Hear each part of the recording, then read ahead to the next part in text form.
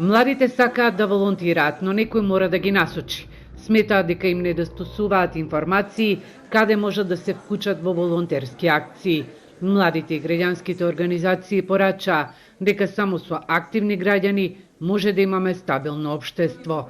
Побара од властите да ги следат европските стандарди и волонтерството да се признае како работно искуство, а при вработување овие млади луѓе да имаат предност. Во нашата држава, за жал, системот за вработување не функционира точно така, без разлика што некои работодавачи го ценат волонтирањето и ги ценат младите кои што аплицираат за работа кај нив, кои што имаат претходно волонтерско искуство. Меѓутоа, за жал,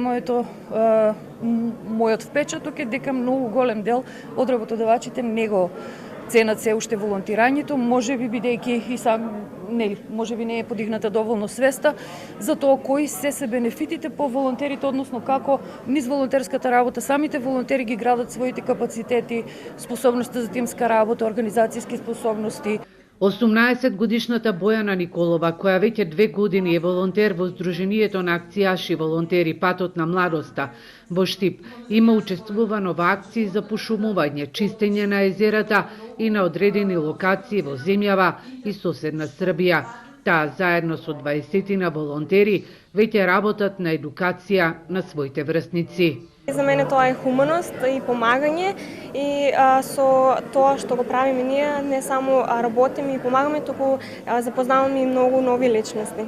Ки ни треба поприлично време да ги покренеме, да ги раздвижиме младите за вие активности, меѓутоа ние се трудиме. Основната цел ни е токму акцентот е на младите да и се покажат позитивните работи од тие акцијаштва и волонтерското воопшто активирање.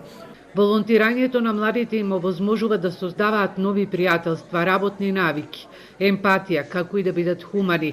Според истражувањата на Организацијата за афирмација на средношколците, само околу 17% од младите целосно се запознати со законските регулативи, а дури 64% од нив сметаат дека компаниите не го вреднуваат волонтерството.